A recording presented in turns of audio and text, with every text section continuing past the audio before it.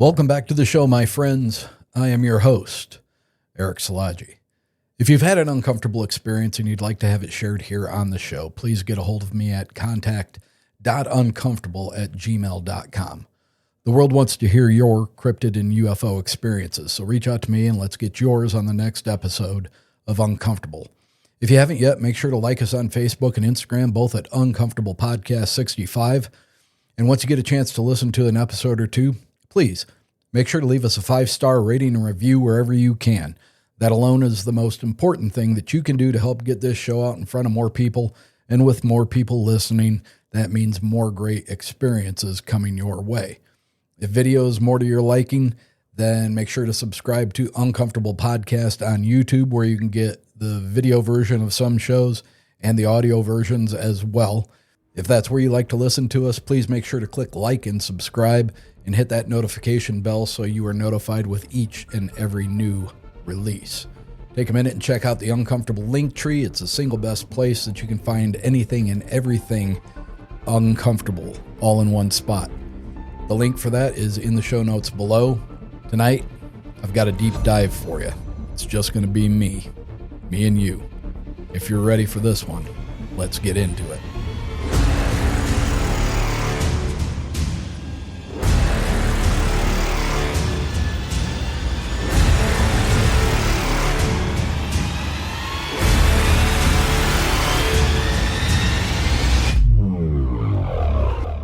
So, this is my deep dive. Stranger Things has finished. If you haven't seen it, no spoilers here. But they've made quite a point out of tying into saying that it was based on the Montauk Project. So that's where we're going to go. The Montauk Project. There are stories that don't go away, no matter how often they're dismissed, no matter how ridiculous they're supposed to sound, they just persist. If you're listening to this episode, chances are you already know the feeling, that moment when fiction feels a little too informed, when a movie or a series or a book feels less like imagination and more like disclosure. Stranger Things, The Philadelphia Experiment, The Final Countdown, documentaries like Third Eye Spies, movies like The Men Who Stare at Goats, stories about children with abilities, stories about time bending, stories about consciousness being used as a weapon, stories about the military going far beyond what it ever wants to admit. And underlying all of them is this uncomfortable truth. The U.S. government has already admitted to experimenting on human beings without consent, often using children, often destroying lives. MK Ultra wasn't fiction. Stargate wasn't science fantasy. Remote viewing was not imagination. These programs were real. So tonight, I want to talk about a place, a program, and a story that many people desperately want to believe is pure fantasy. But what if it isn't? What if it's exaggerated, fragmented, distorted, but at its core is real? Tonight we're going to be talking about the Montauk Project. And by the end of this episode, I don't need you to believe it.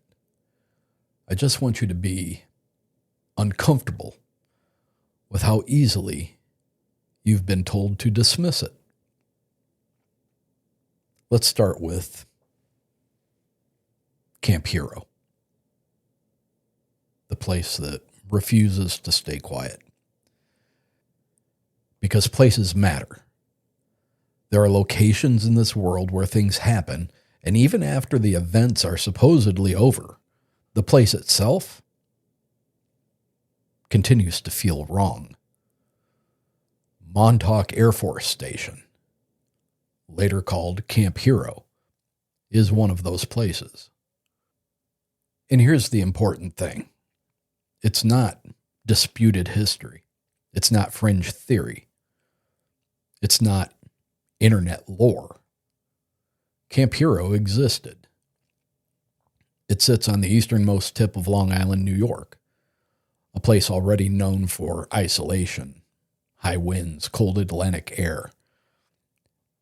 The base was originally constructed during World War II, later expanded during the Cold War. Its official mission was simple: early warning radar, detecting incoming threats, protect the eastern seaboard. But if you've ever seen photos of Camp Hero, like really looked at them, something doesn't add up. The radar tower alone was enormous, one of the most powerful of its kind at the time. And radar is not passive. Radar projects energy, high-powered electromagnetic energy. And here's where we slow down a little bit, because electromagnetic fields don't just bounce off a metal. They interact with biology. They interact with the nervous system, with the brain, with our perception. Now, officially, Camp Hero was decommissioned in the 1980s. The Cold War wound down, technology advanced, the base was no longer deemed necessary. And yet, even today, decades later, there are sections of Camp Hero State Park that are fenced off, restricted, no trespassing. If the base is defunct, if the mission is over, if nothing classified remains, why are there still areas the public are not allowed to enter? People will say, oh, it's just old infrastructure, unsafe buildings, possible environmental hazards. Maybe. But that explanation doesn't account for the scale of the underground structures, multiple levels, tunnels, sealed chambers. This was not a simple radar station. This was a facility. And facilities exist for operations. Now here's the first question I want you to sit with. Is it possible that Camp Hero's official purpose was radar, but its actual purpose was something else entirely? Because history is very clear about one thing. Military installations often have cover stories, and Montauk was the perfect place for one. Quiet, remote, surrounded by water, close enough to New York for logistics, far enough away to disappear people.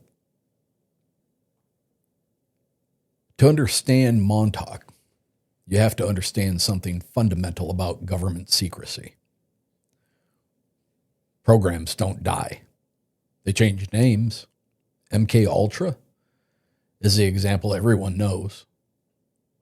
But for decades, people who talked about it were called conspiracy theorists, until suddenly it was real.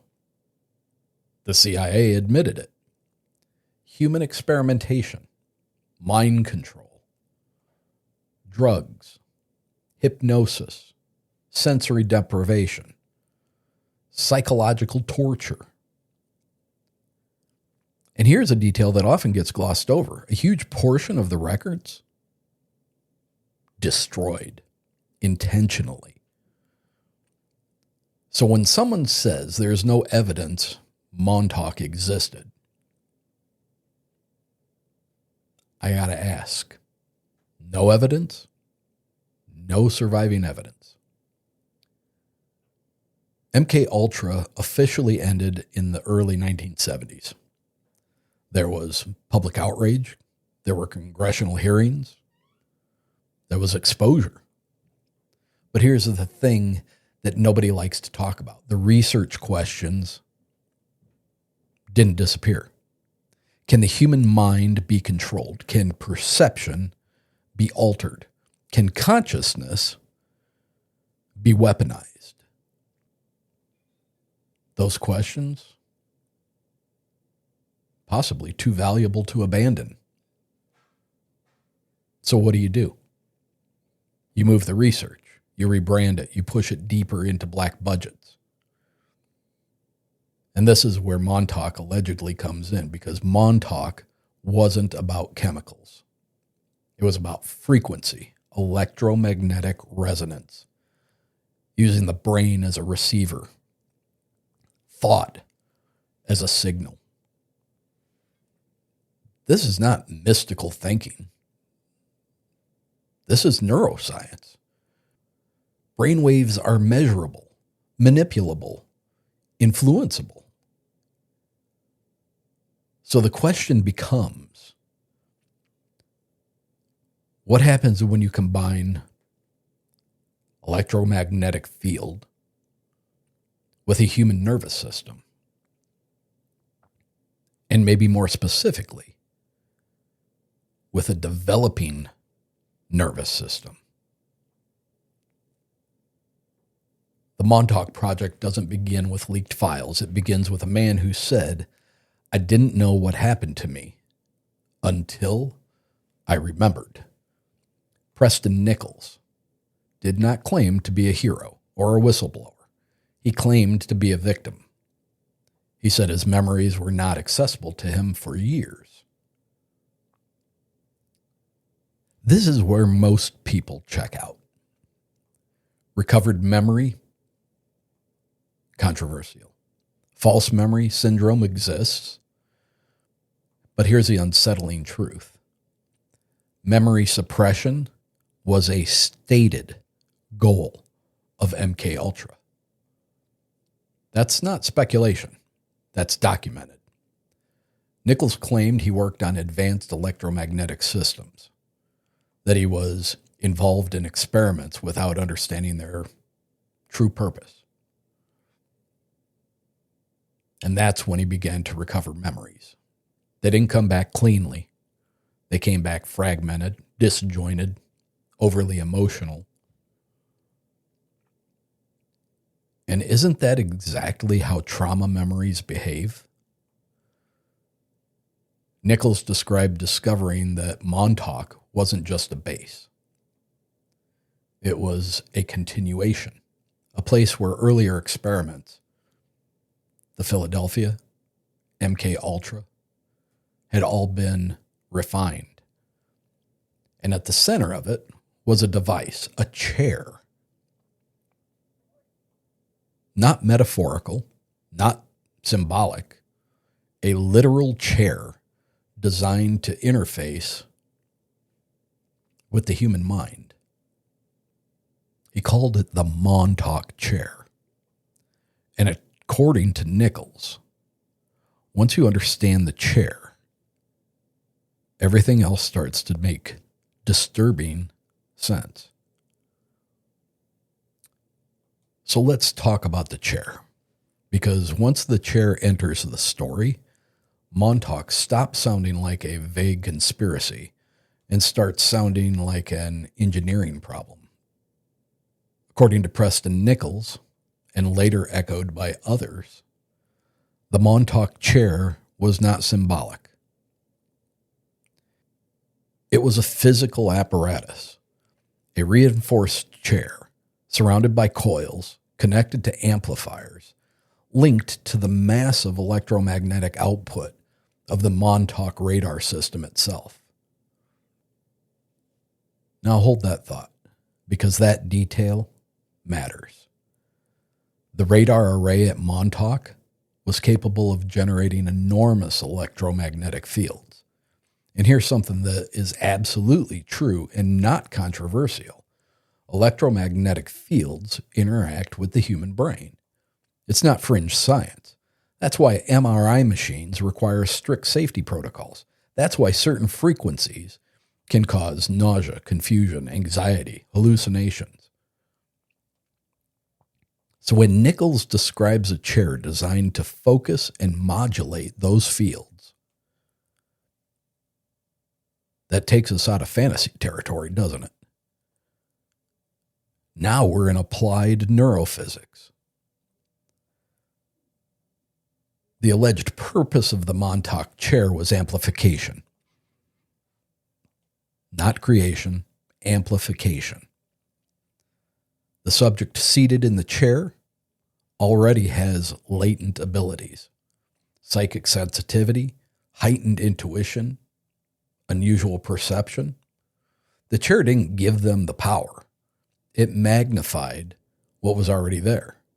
Now think about that for a moment, because this is where the story becomes deeply concerning. If you believe psychic phenomena are impossible, then the chair sounds absurd. But if you accept even the possibility that some people are neurologically different, then the chair becomes a force multiplier. According to the claims, the chair allowed thought to become projections.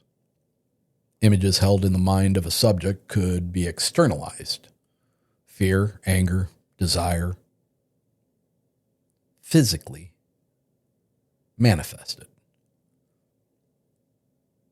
The subject would focus intensely on an image, a place, an object, a person, and the electromagnetic field would do the rest. Now here's the part that keeps repeating across different accounts. The most powerful subjects were not trained soldiers. They were not scientists. They weren't even adults. They were children. Because children hadn't learned to filter reality yet. They hadn't learned what was possible and what was imaginary. Their minds were open systems. And an open system is easier to manipulate. Nichols and others described tests where subjects in the chair could project images onto screens, manifest objects from thought, open windows to other locations, influence the emotions of their observers. Even if you believe these descriptions are exaggerated, even if only 10% of this is true, that's still one of the most horrifying research projects imaginable. Because the chair didn't just amplify their ability. It amplified their emotion. And emotion, as we all know, at times can be very unstable. Fear is unstable. Trauma is unstable. And that leads us to the next claim. At some point, something went wrong. A subject in the chair was pushed too far. And instead of producing a controlled result, they produced something uncontrolled. Nichols described it as a manifestation. Others described it as a breach of sorts. Some called it a monster. And whether you take that literally or symbolically, it marks the moment where Montauk allegedly crossed a line from experimentation into literal chaos. The chair wasn't designed for benevolence. It wasn't designed for understanding consciousness. It was designed for utility, for control, for application. And when you start viewing it through that lens, the chair stops sounding like science fiction. And it starts sounding like the inevitable outcome of decades of research into the human condition without ethical restraint. Now that brings us to the next part of the story. Because the chair didn't operate in isolation, it required subjects. And according to the claims, those subjects had a name. And that name was the Montauk Boys. Because this is the part of the story where skepticism collides head-on with our empathy for them. Because whether you believe the entire Montauk narrative or not, the men who identify as former Montauk Boys are not telling these stories casually. They're not profiting in any real meaningful way. And they are not consistent in the way liars usually are. They are consistent in a different way, emotionally. They talk about fragmented memories, reoccurring nightmares, a sense of missing time, a feeling that something foundational had been taken from them. According to these accounts, the boys were selected because they were essentially invisible. They were runaways, foster children, kids from broken homes, children whose absence wouldn't raise alarms. And that detail lines up disturbingly well with the documented MK Ultra recruitment pattern. The boys described being taken to Camp Hero, not knowing where they were, being placed underground, being subjected to conditioning. And we read this. This is where I would think people would tend to recoil because the descriptions are brutal. Isolation, sensory deprivation, exposure to extreme heats and colds, sleep deprivation. Not to punish them, but to break their identity. Because identity interferes with control. And where do we hear that? Has that not been the standard for militaries throughout the world for years? Some describe being taught to disassociate, to leave their bodies, to view rooms they were not physically in, to describe distant locations accurately. And again, remote viewing was not fantasy. It was studied. It was funded well. It was operational. The Montauk Boys claim they were used to refine it, to make it faster, stronger, more reliable. But here's the most disturbing part. They claim that when they were no longer useful, they were discarded. Their memories suppressed, their personalities forever fractured, and their lives derailed. And that raises a question that does not require belief in psychic powers to matter. If the government was willing to drug, traumatize, manipulate civilians under MK Ultra, is it really unthinkable that a deeper, darker program existed? Many of these men didn't come forward until decades later, not because they wanted attention, but because the memories began surfacing on their own, triggered by stress, by therapy, life events. And once the memories started, they couldn't be put back. Now, this is the point in the story where disbelief kind of collapses. Not because the claims get wilder, but because they start to be confirmed. Up until now, everything we've talked about exists, let's say, in a gray space, right?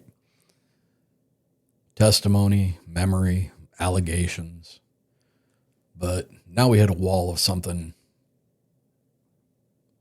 different, something solid, official admission. Because the United States government has already acknowledged something crucial. They believed the human mind could perceive beyond the body. Operationally, this wasn't fringe research. It wasn't speculative. It was funded. It was sustained. It was used a lot. The program was called Stargate, and it ran for over 20 years. Remote viewing, the ability to gather information about distant locations without physical presence. It was studied by the CIA and the DIA and the Army, not casually, not as an experiment, but as a tool. They trained viewers.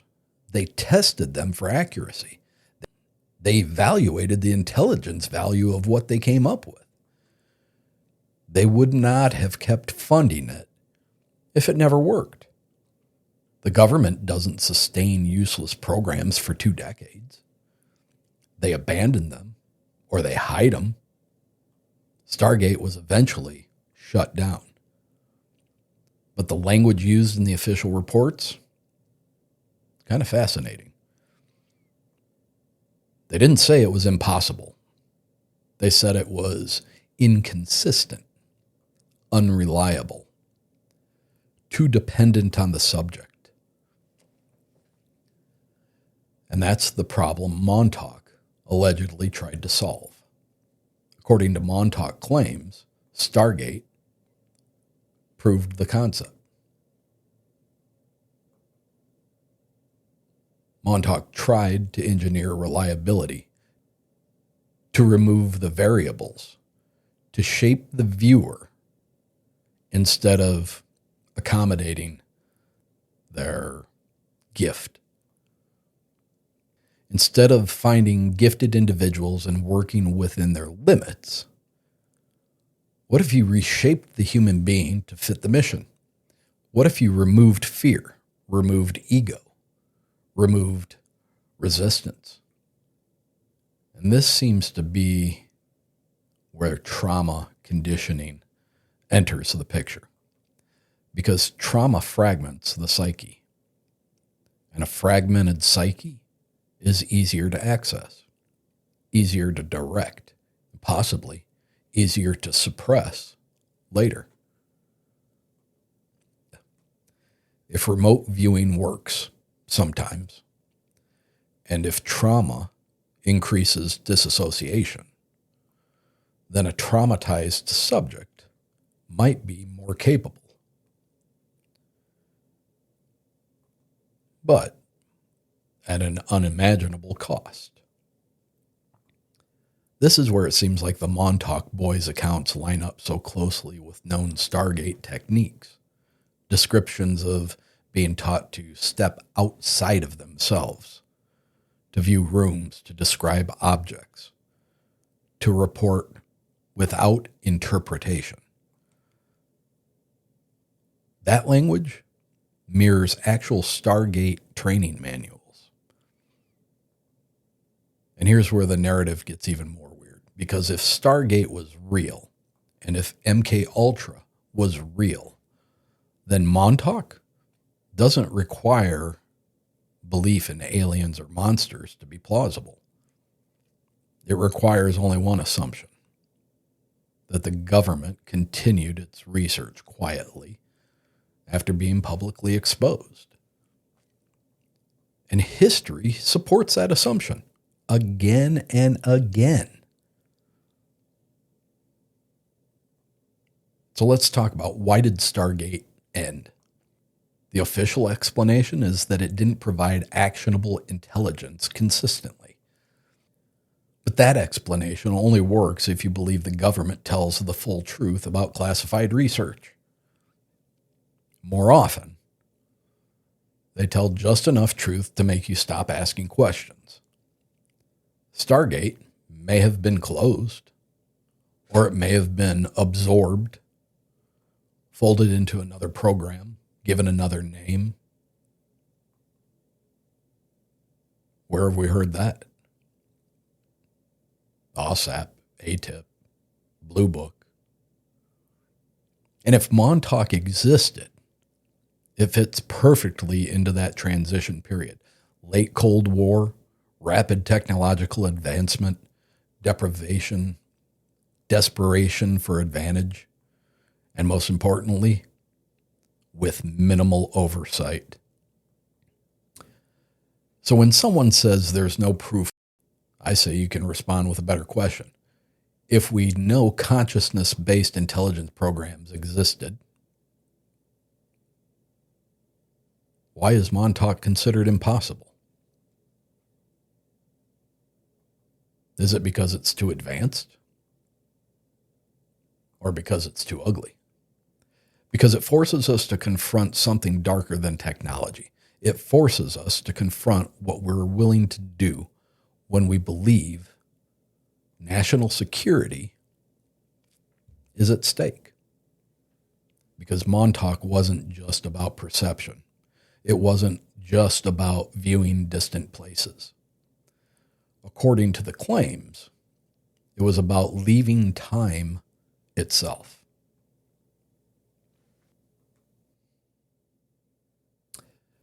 Now, this is where we kind of cross the threshold. This is the point where Montauk stops sounding like clandestine psychology and starts sounding more like science fiction, which is exactly where many people stop listening. But here's the irony to that. This is also where the story becomes strangely consistent, because Montauk doesn't exist by itself. It's always linked to another story, another alleged experiment, another place where electromagnetics and reality collide. The Philadelphia experiment. In 1943, the story goes, the U.S. Navy attempted to render a ship invisible, not cloaked, removed, using electromagnetic fields. And according to the legend, they succeeded, briefly. The USS Eldridge reportedly disappeared, reappearing miles away. And when it came back, some crew members were injured. Some were literally fused into the hull, and some had been changed. Now, officially, obviously, the Navy denies that it ever happened. But again, this story refuses to die as well, because people keep adding details, names, dates. And one of the men who tied Philadelphia to Montauk was Al Bielek. Now, I felt all of you roll your eyes.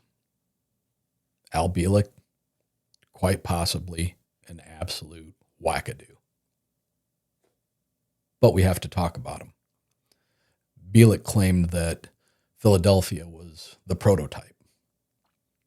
Montauk was the refinement.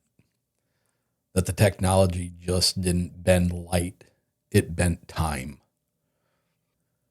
According to these claims, Montauk used electromagnetic fields to destabilize space-time locally.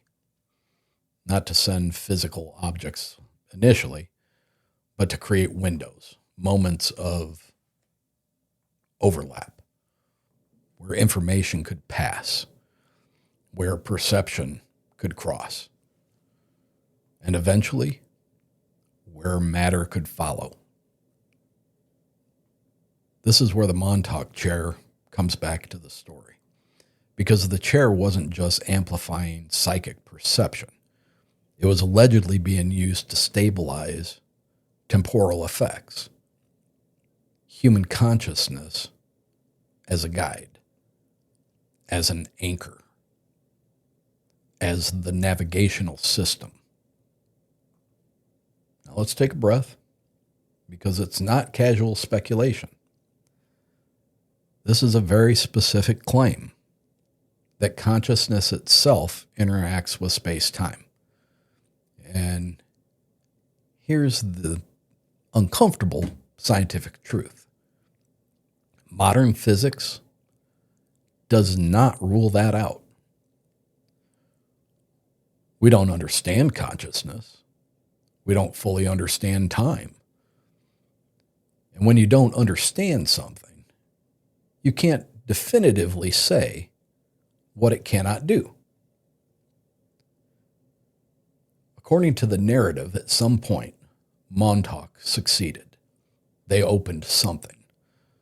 Not a door in the traditional sense, but a rift or a portal. And this is where accounts diverge. Some say it was a portal. Some say it was a temporal tunnel. Some say it was a projection that became self-sustaining. But all versions agree on one thing. It scared the people that were running the project. Not because it failed, but because it worked. And because they found that it could not be controlled. That's when the program allegedly ended, abruptly, overnight. Equipment destroyed, personnel reassigned, probably memory suppressed, and at the base, completely abandoned, officially. If you accidentally opened something you didn't understand, would you shut down the research forever? Or would you move it to somewhere else?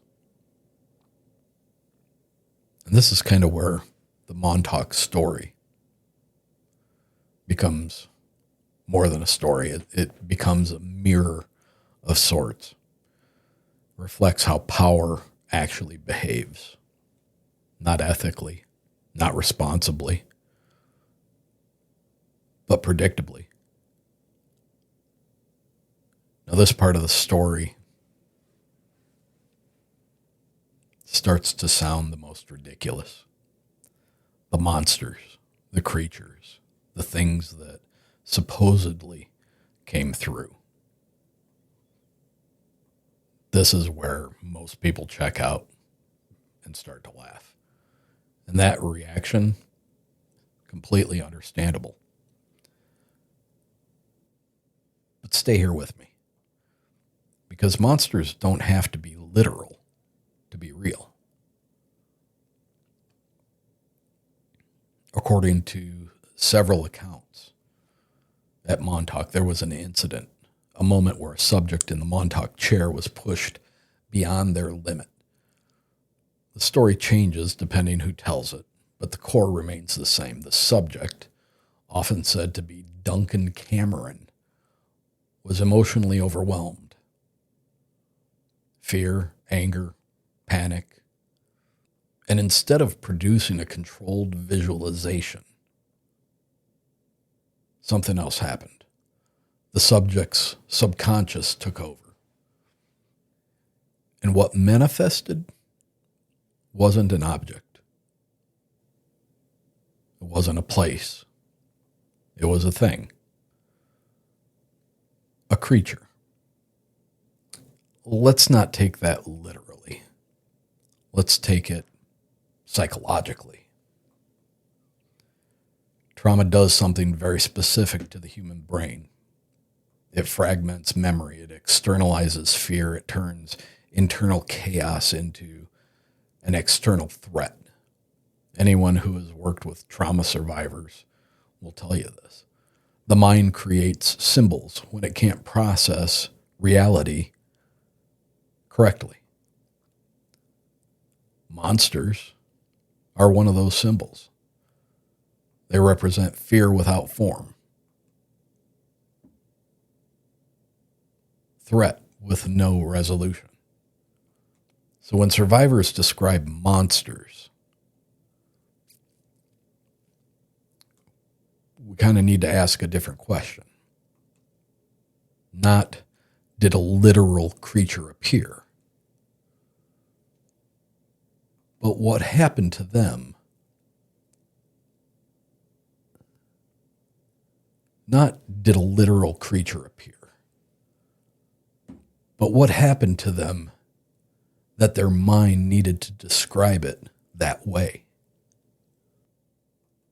And it gets even more interesting, because the idea of monsters emerging from the mind didn't originate with Montauk. It appears again and again in MK Ultra survivor accounts, in dissociative identity disorder research, in extreme sensory deprivation studies. The mind, when pushed too far, will create entities, not imaginary ones, experienced ones, ones that are felt. And to the person experiencing them, they are absolutely real. So when Montauk survivors talk about creatures, they may more likely be describing a fear made external. And that matters, because even if no creature ever physically existed, the damage did. Now let's talk about why this shows up in pop culture so clearly. Stranger Things did not invent the upside down. It borrowed it. Children in labs, psychic amplification, monsters born from fear.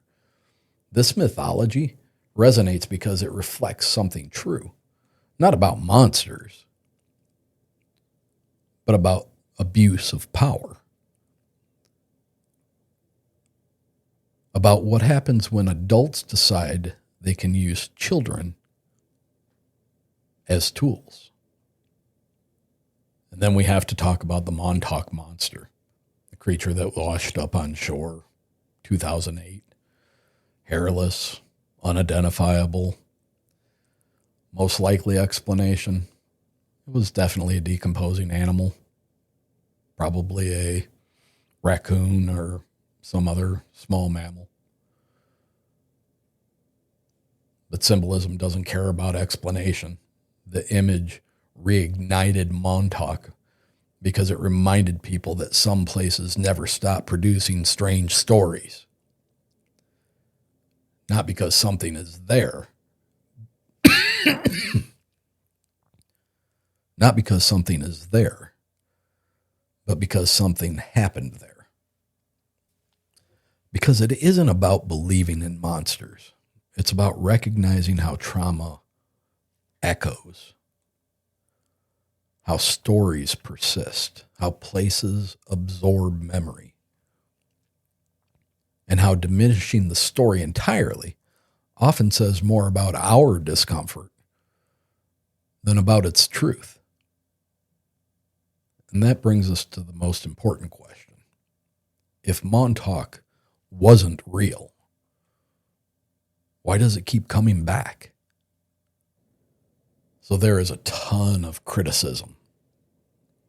There's no proof, no documents, no photographs, no official confirmation. And on the surface, that sounds reasonable. But history teaches us something critical. The most damaging programs leave the least evidence. MK Ultra only came to light because a small number of documents survived destruction, not because the government chose transparency. And even then, we still don't know the full scope. We know there were experiments on children. We know that there were deaths. We know consent at times was ignored. And we know most records are gone. So when someone says there's no evidence Montauk existed, what you're really saying is there's no evidence left. And those are not the same thing. Montauk allegedly operated during a perfect window, post-MK Ultra, pre-digital record keeping, high Cold War secrecy, minimal oversight. This was the golden age of deniability. Cash budgets, compartmentalization, need to know. Most people involved wouldn't even know what they were participating in. And the ones who did, they'd be bound by lifetime NDAs and probably fear. Or their own memory suppression. This is why survivor testimony matters, not as proof, but as pattern.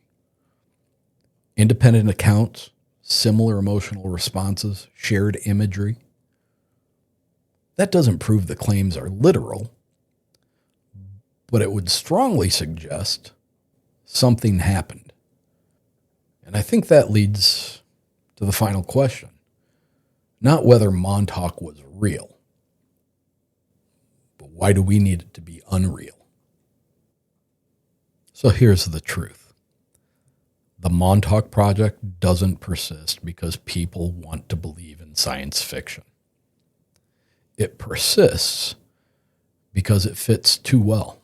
It fits our history. It fits admitted programs. It fits human behavior. And most of all, it fits the pattern of what happens when power goes unchecked. If Montauk is fiction, it is fiction built entirely from real, admitted abuses. If Montauk is exaggerated, then it's exaggerating something real at its core. And if Montauk is true, then it represents a line we crossed and pretended not to see. These were my thoughts.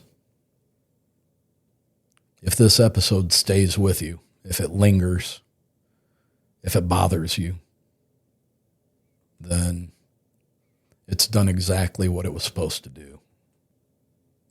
Until next time, good night.